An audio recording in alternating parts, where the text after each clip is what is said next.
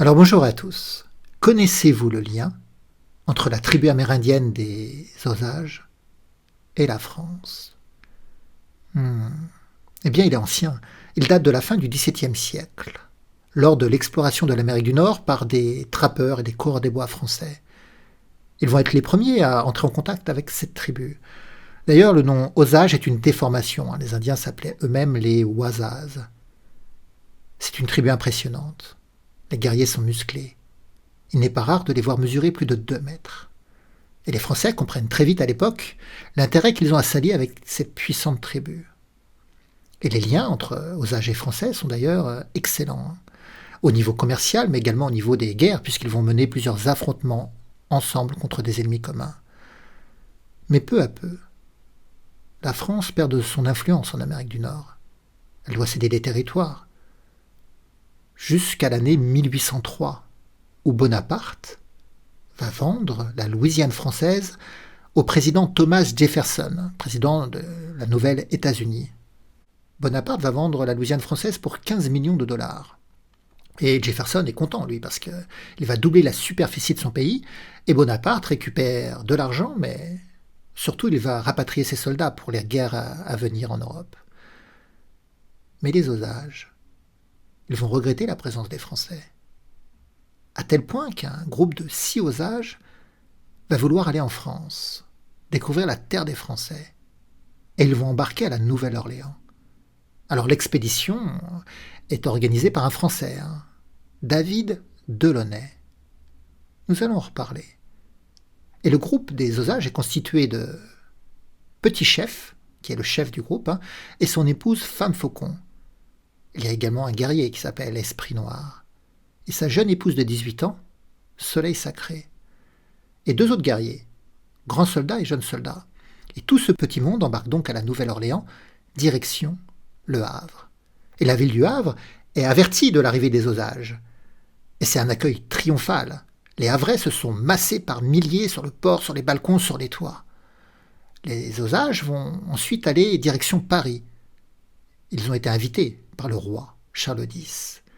Et Charles X va même faire une partie de chasse avec les guerriers Osages. Alors, ils vont être la source de l'attention, ça va être l'effervescence à Paris avec cette présence des Osages. On en parle dans la presse. Ils vont à l'opéra, au théâtre.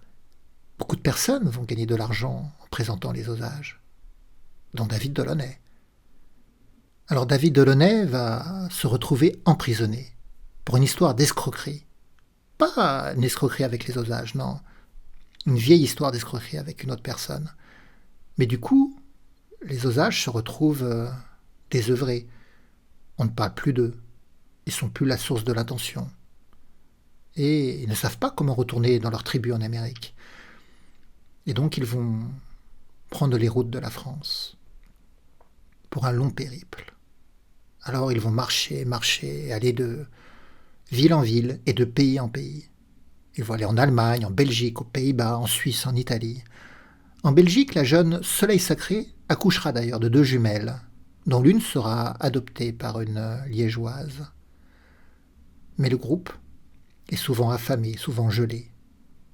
Alors, ils vont décider de se séparer en 2 groupes de 3.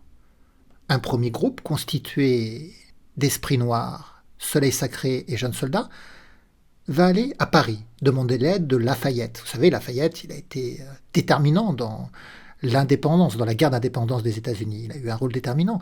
Et le deuxième groupe va décider d'aller à Montauban. Pourquoi Montauban? Eh bien parce qu'ils ont appris la présence de Monseigneur Dubourg. Et ils le connaissent très bien, il était évêque à la Louisiane. Et donc chaque groupe reprend la route.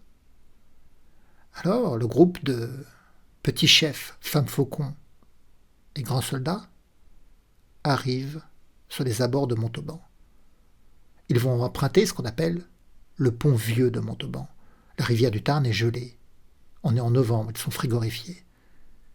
Ils vont traverser ce pont, rentrer dans la ville et trouver la demeure de Monseigneur Dubourg, qui va les accueillir chaleureusement, qui va les héberger. Et très vite, Monseigneur Dubourg va organiser une collecte pour réunir les fonds nécessaires pour les renvoyer en Amérique. Et la générosité des Montalbanais ne se fait pas attendre. En quelques jours seulement, l'argent réuni, et le groupe va pouvoir entrer aux États-Unis, en Amérique, la fin de leur calvaire. Qu'en est-il pour l'autre groupe ? Eh bien, le groupe qui a été à Paris voir Lafayette vont également trouver de l'aide, et Lafayette va trouver les ressources nécessaires pour les rapatrier en Amérique. Mais le problème, c'est que Esprit Noir et jeunes soldats vont mourir de la variole sur le chemin du retour. Et donc dans ce groupe-là, seul Soleil Sacré et son bébé va pouvoir retrouver la tribu. Alors une fois rentrés dans leur tribu, les Osages vont raconter toute cette histoire, tout leur périple. Et ça va se transmettre par tradition orale de génération en génération. Et chose étonnante, en 1989, une association de Motoban va contacter le chef de la tribu des Osages au sujet de cette histoire. Et le chef de la tribu connaissait, on lui avait raconté cette histoire. Et donc des liens très forts vont se créer entre les Osages qui se rappellent de la générosité des Montalbanais et Montauban. Des échanges culturels vont être organisés. Et dans le jardin des plantes à Montauban, on peut même trouver un espace qui est consacré aux Osages. Même plus que consacré, parce qu'une parcelle de ce territoire a été offerte à la tribu des Osages. D'ailleurs, on trouve des stèles, des sculptures où il est marqué qu'on est en terre indienne. Alors vous savez, la tribu des Osages, dans le XXe siècle, elle a fait fortune. Pourtant, comme la plupart des tribus amérindiennes, elles ont été déplacées, mises dans des réserves, souvent sur des mauvaises terres. Mais les Osages ont réussi à conserver les droits miniers de leur sous-sol. Et on y a trouvé du pétrole, beaucoup de pétrole. Et la tribu est devenue riche, très riche. Ils ont même, par la suite, créé des casinos, parce que les casinos ont des réglementations dans les terres indiennes qui sont différentes et beaucoup plus attractives. Donc ils ont gagné aussi beaucoup d'argent avec les casinos.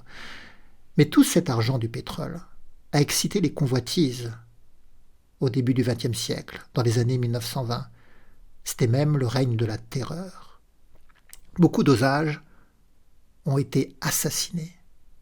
Ils subissaient une très forte pression parce que des personnes mal intentionnées voulaient récupérer leurs terres, leur argent. Et un film va être consacré à ce sujet, parce que nous, on ne connaît pas trop les liens, l'histoire des Osages et les liens avec les Osages et la France. Mais en 2023, il va sortir un film de Martin Scorsese au sujet des Osages, enfin, sur la période surtout du règne de la terreur, des années 1920, où les Osages vont être persécutés, assassinés. Mais nul doute qu'on va bientôt reparler des liens entre les Osages et la France. Merci pour votre écoute. Au revoir à tous.